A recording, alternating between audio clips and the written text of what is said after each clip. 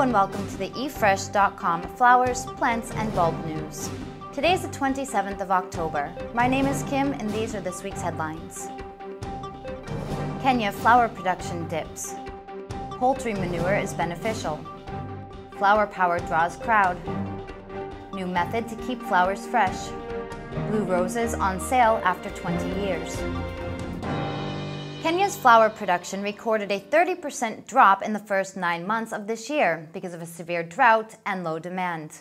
This year's overall production is expected to drop by 16% compared to 2008, said the Kenya Flower Council chief.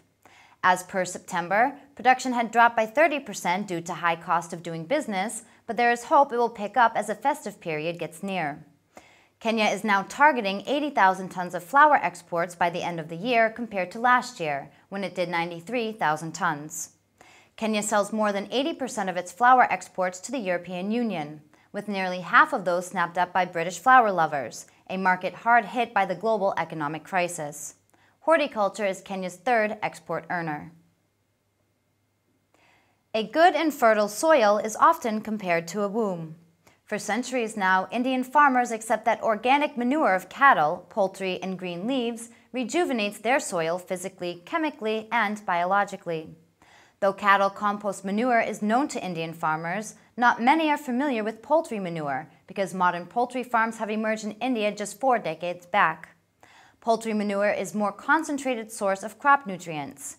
Being naturally organic, it does not need compositing and can be applied directly to the fields from the farm.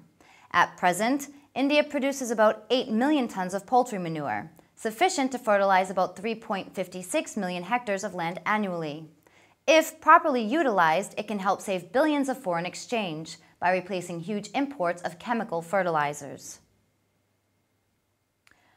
Operating a bulb and flower growing business on part of Tasmania's most picturesque coast has made Van Diemen quality bulbs a tourist magnet. While bulb and flower production is still the main enterprise, each spring, thousands of people armed with cameras visit Paul and Bronwyn Roberts Thompson's farm to experience the brilliance of the tulip flowering. The annual Tulip Festival attracts about 6,000 visitors to the 91-acre farm. Mr. Roberts Thompson said the potential for tourism had been difficult to ignore. In recent years, changes in export markets for tulips had seen more being grown by Dutch companies in low-cost regions such as Chile.